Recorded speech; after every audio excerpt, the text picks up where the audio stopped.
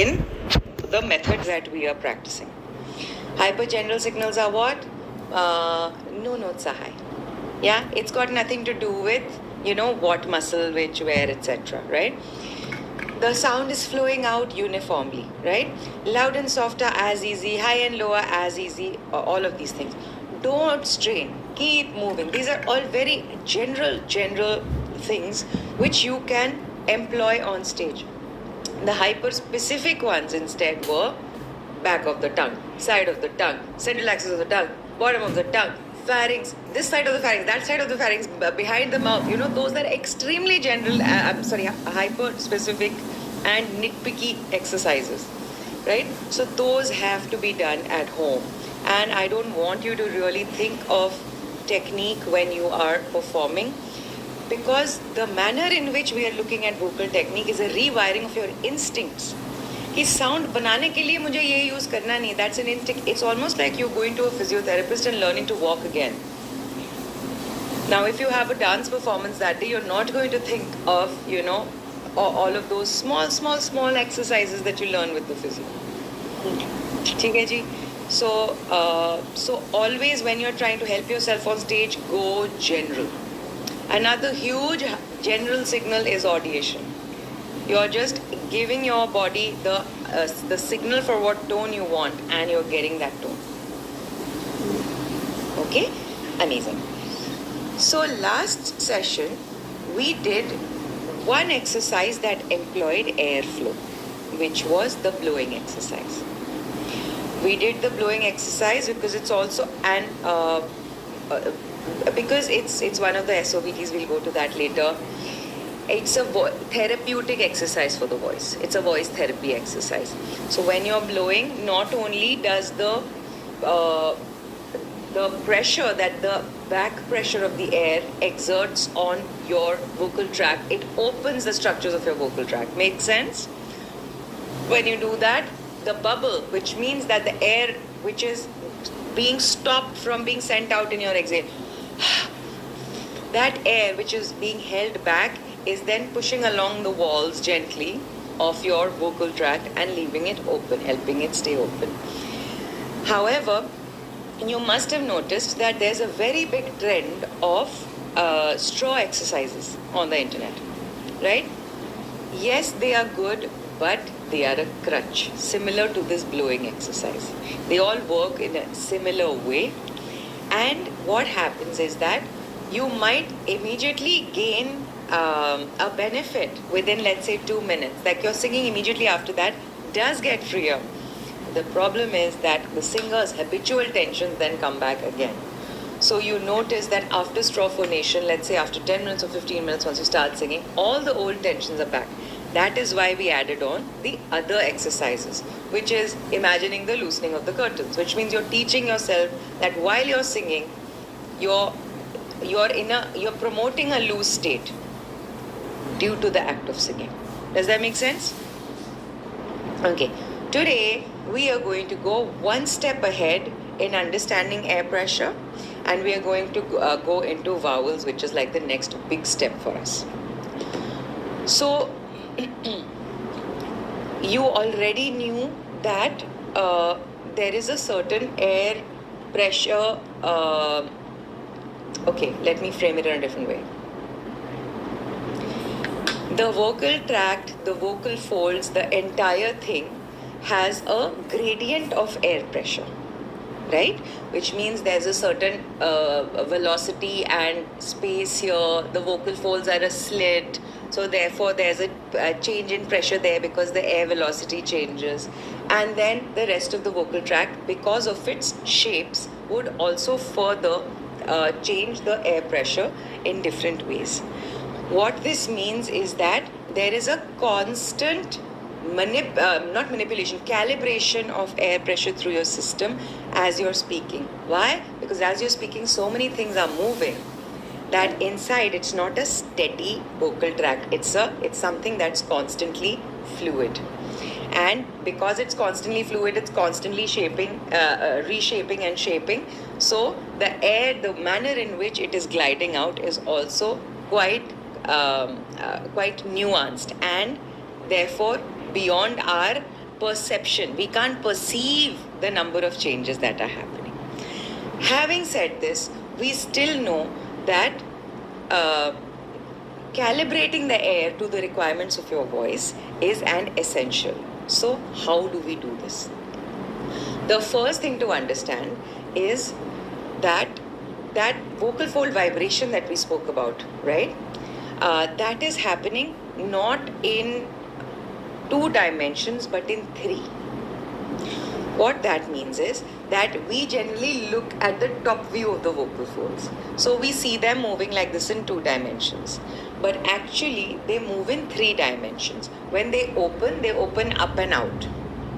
And when they close, when you see them going like that, they close in and down. Right? So there's that 3-dimensional motion, up and out, in and down. Now, when there is air pressure coming up from beneath, it needs to be in consonance with the thickness of the vocal folds or the resistance that the vocal folds provide. Now, is this making sense so far? Okay. Yes. So now, as you are singing higher notes, right? You saw already in that video, in the glide video, that the vocal folds are getting longer. Let me show it to you again, just for extra clarity. Give me a second, please.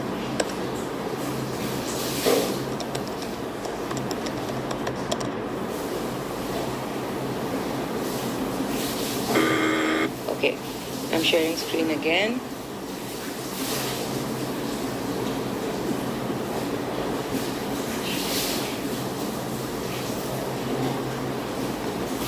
You see this? Okay, now notice, you already know from the audio that he's gliding from a lower note to a higher note, right?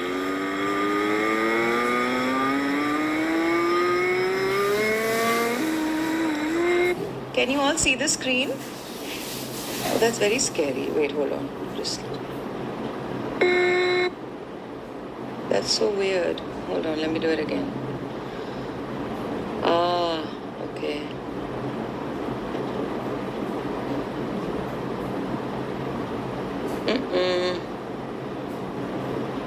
Give me a second, guys. I don't know what's going on.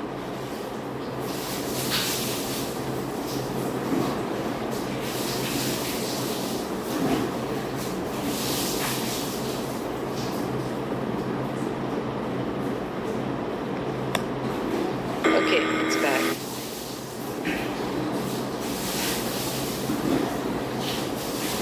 Sharing screen again. Can you see now? Okay, perfect. Okay, so from the audio, we will notice that the melody he's singing is going from low pitch to higher pitch. Correct? Now the tracking part we already discussed. Today we are going to look at this perimeter, this circumference. Okay?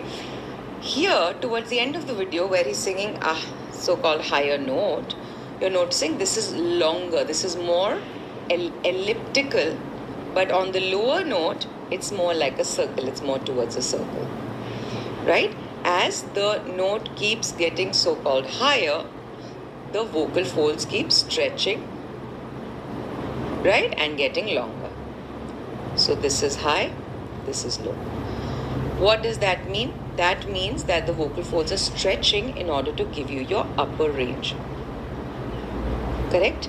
Now, if the vocal folds are stretching to give you your upper range, it means the vocal folds are getting thinner because the mass of the vocal folds itself is not changing, right? So if the vocal folds are getting thinner, then does it need more effort, more push of air to support it, or less? Less. So your body needs less air pressure in order for the air pressure to correctly support the vocal folds, right? So this is something that is at the center of the first breathing thing that we are going to do. Now, I want us to understand that even though we need less pressure, we need similar flow. There's a difference between flow and pressure, right? My teacher used to explain it to me in a really nice way. He used to summon up the idea of a garden hose, right? And he would say that, okay, we've all seen people hosing their gardens. Now, there's a tap at the back and there's water flowing, right? So there's a flow established. And if you hold that hose, the water is going to be like, just kind of falling like that. The stream is going to be downward and flow is occurring. If you press the nozzle, right, if you press it up front, the water starts zipping ahead. You have changed pressure at this point. However, the flow is still the same, right?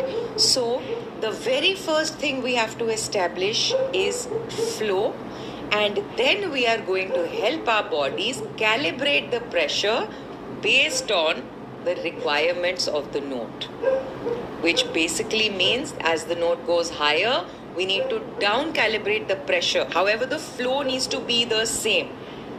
Okay?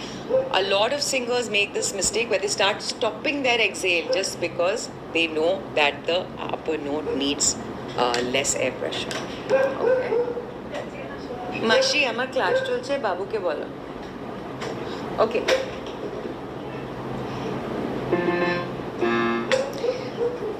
Let us now. How do we control or understand or develop a communication with the air that we have? We can't as such because there's so much changing. So when we're doing, we don't know what the hell is happening. So we make a hiss, right? And the first hiss, which is important for your system reset, is just a straight S with a constant volume. Okay? So let's just do that.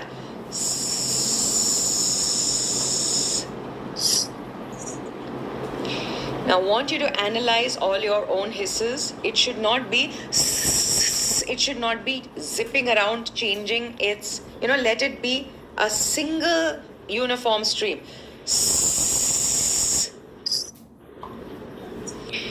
Okay, I'm hearing some TS kind of S's like right? The TS, allow it to be like the S after the word yes. Yes. Yes. Yes. Yeah, that's great, Saranshi. Okay? Now you want to hold this and you want to promote a uniform flow.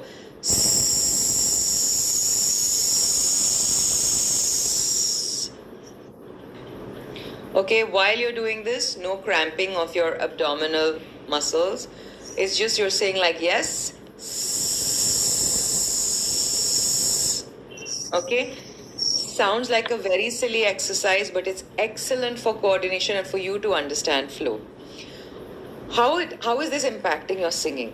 If flow gets altered, and Juhi, this is going to be important for you. Flow gets altered, then suppose I'll sing,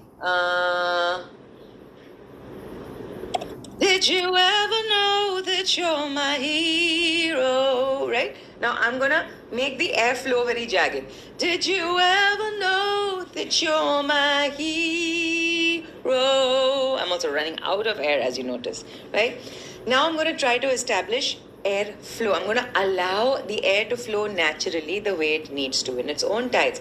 Did you ever know that you're my hero? Was the output more uniform or not? Right? So the first thing you need to and again, who were we talking to? Pallavi. This is a hyper general signal that you want to allow the flow to happen. In case you're feeling it's sounding a little basic on stage, just let the air flow. The air is free. Okay? So this is the outcome of this first exercise. Let's try a few S's and then we'll go to the next part of it. So clear, uniform S. Notes.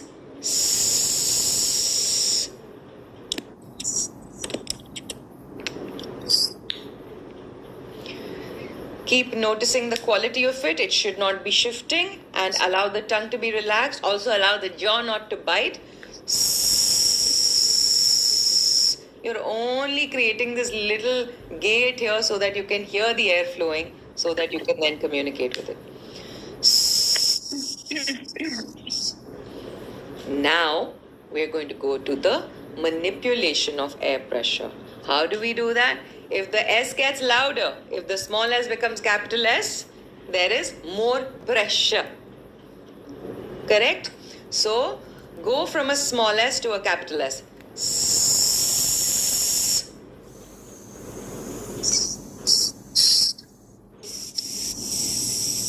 Good. Don't bite down. Let all the structures be loose. You're just imagining a greater volume, and naturally you will notice the air will start accelerating, creating more hiss.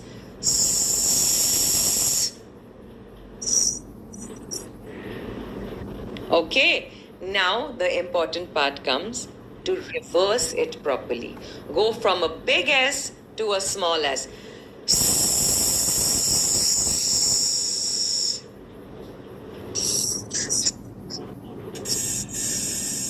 Good. Try not to drop the pitch of the hiss. Like, don't go,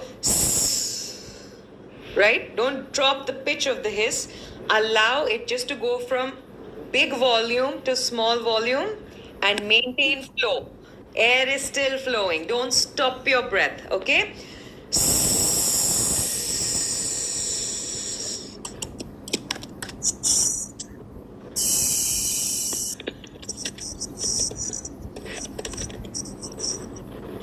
Okay, are you noticing any jaggedness, or is it all working well? Okay, great. Now we're going to go. Like my abdomen engages and I'm trying to stop it. I was Okay. just gonna ask the same. Your abdominal cavity might follow, but do not utilize it to create pressure. Okay? Big S, come maintaining flow into small s.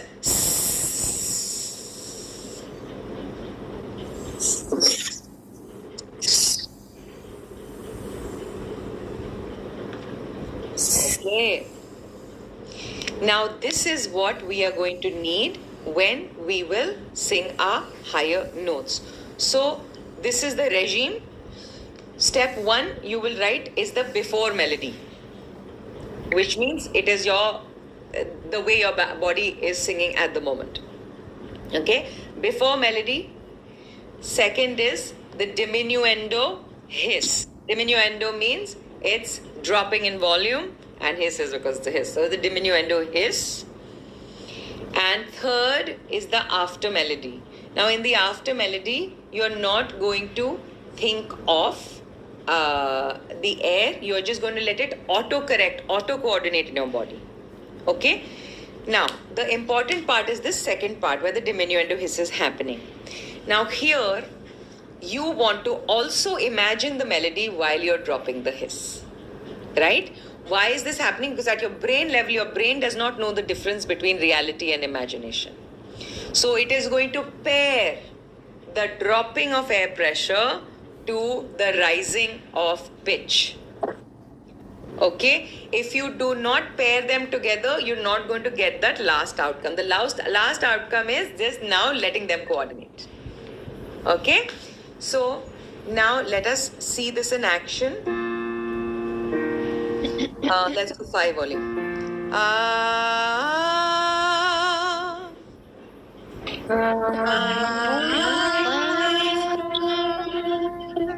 Now that you're already a little aware of your air pressure behaviors, are you noticing that air is zipping faster on the top note? There's a little push on the air.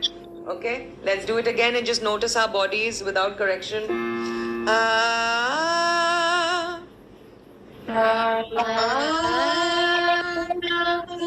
Across the board in class, there is an acceleration. Now, we have to step into step 2. You're imagining the same melody, but just like there's a clutch and accelerator opposition in a car, right? The same thing is with pitch and air pressure. So as you're doing this, you're thinking big S, And as you're gliding up to this in your mind, you're doing the small s.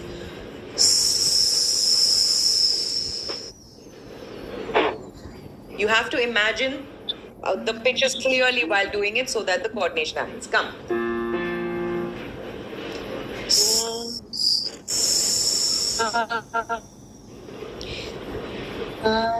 Correct. Don't sing it. Imagine the pitches while doing the diminuendo hiss. Come.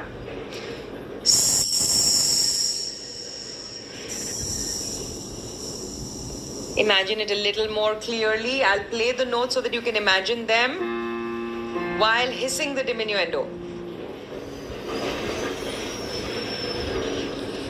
And now comes step 3 where you do nothing, you just allow the auto coordination to happen.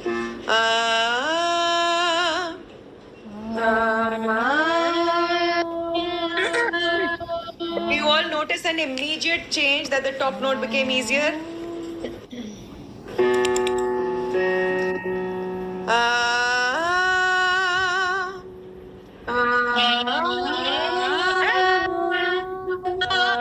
Again, you're noticing that change in air pressure in the opposite direction. So now step 2, imagining the melody and doing the diminuendo hiss.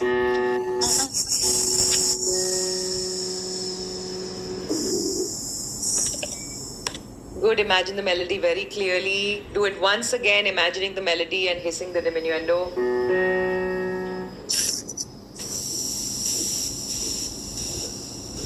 Good, maintain airflow. And now do nothing and do step 3 so that they can auto coordinate.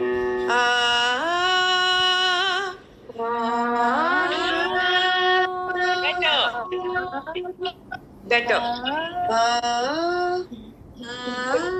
The top note will naturally feel easier.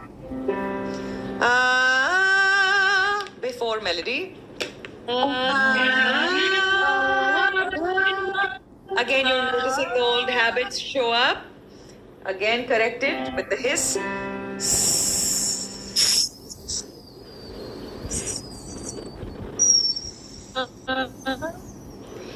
And do step 3.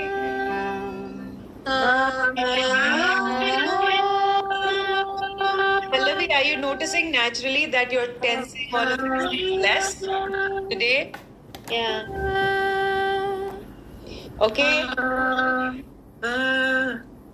Yes. Does anybody want to try alone? Sorry, Tess. Tanri? It's working okay? I don't know why over here I just feel it a lot. Always. Where again? I always feel it a lot over here. I think before the classes I just used to be tense all over. But now I'm able to pinpoint that over here I just feel it a lot. Great. So for you, first for the external muscle, just bobble your head a little bit gently and imagine all of these guys are slipping over each other for now.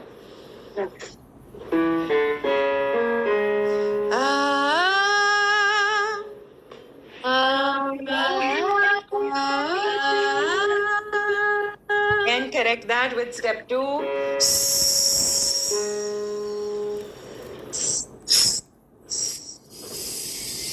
The dropping of air pressure is the magic sauce. And now sing.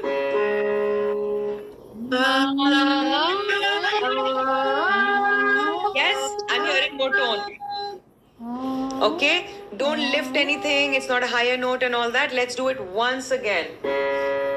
The hiss with the ideation.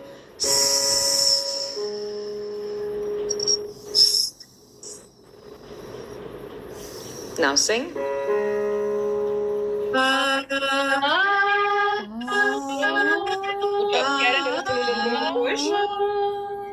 Okay. Yes, the push is less, but I'm still hearing a push of air. It has to reverse. It has to reverse. This is not easy because it's undoing a very, very old ideation that you got to hit that high note. And what's the first thing we hit it with? Air. So we want to kill that.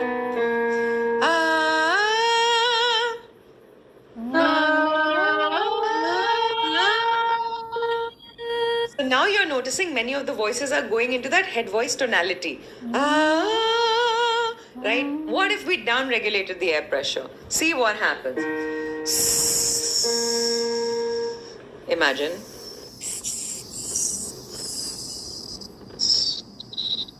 Good job. Imagine once again and actually feel the sense of the air pressure down regulating as you're singing the higher note.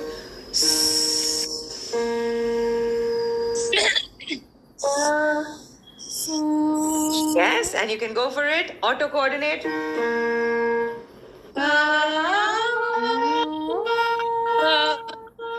It slipped less into that head voicey kind of tone because there was less modification. Okay, let us now do the second version of this exercise, which is just melodies. I had two questions actually. Sorry, can you hear me? Yeah. Sorry, I had two questions because I feel them. One was with the, earlier that you told us also about, the tongue dropping and not the tongue, I guess the muscles here, right? Like, I was wondering how much, like when you said when you're speaking, you don't necessarily feel it, right? Yeah. And we're equating singing to speaking, but Yeah. I think even in this, I would say it's not uncomfortable. Like I do feel like a slight drop. So I was kind of wondering what's the extent to which it's normal to feel that. Like Correct. Correct. So there are two things. One thing is you're going to notice motion. Right? When you're doing your vibrato, you'll notice motion here. When you're speaking, because vowels are changing so fast, you'll notice motion. Right? So that's not a push down. That's why during the push down exercise, we use a single vowel.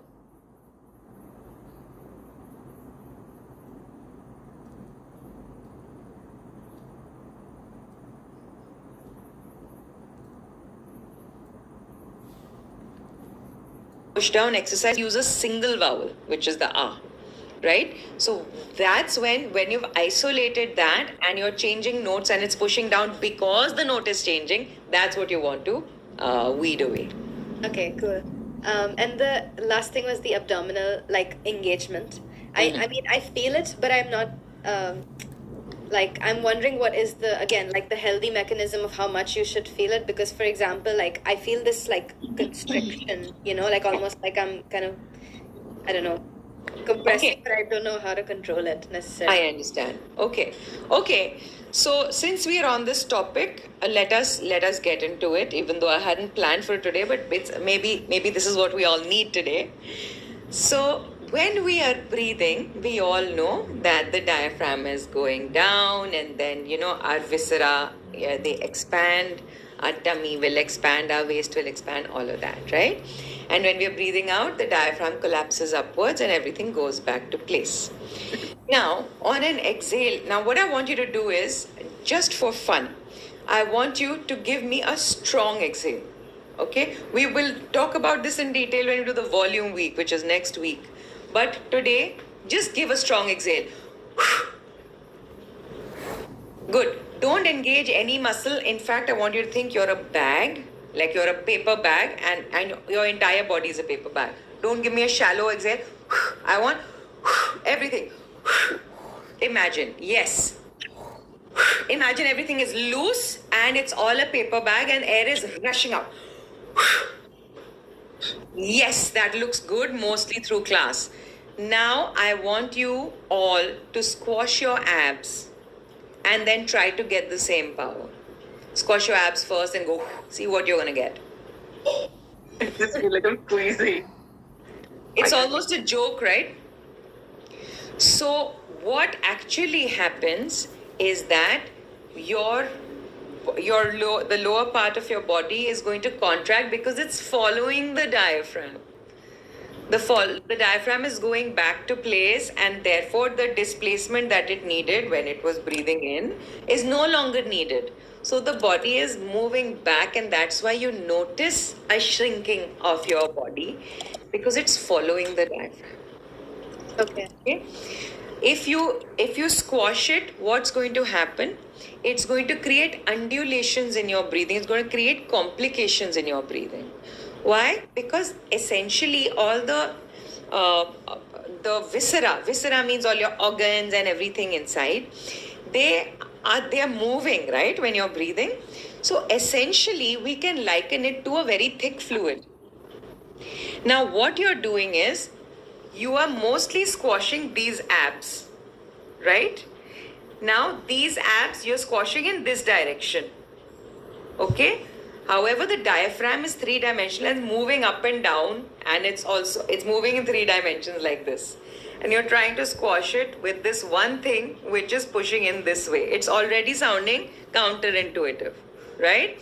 Secondly, when you push it in like this, you send a wave of tension through the viscera inside, which then makes the diaphragm go like this and still try to give you sound, which is why you notice that the quality of your breath, the quality of the sound is totally, totally different, right? Now, the squashing of the abs creates internal pressure, and it was imagined before that increasing internal pressure is very, very good for having having projection. That is not necessarily true. Calibration of pressure. That's why when we release our abs, we are actually isolating the diaphragm and we are asking it to collapse at the correct rate to give us the correct air pressure when we want to sing lower or thicker or bigger volumes, right? So the diaphragm will naturally decide the rate of collapse. It's naturally going to decide how much of that billow of air needs to be for you, and that is the true meaning of support.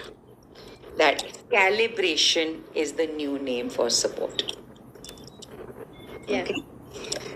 So, having said this, let us also split another hair, which is the difference between flow and pressure is already clear. Now, what is projection? Right? Now, projection can have many, many meanings in the musical world.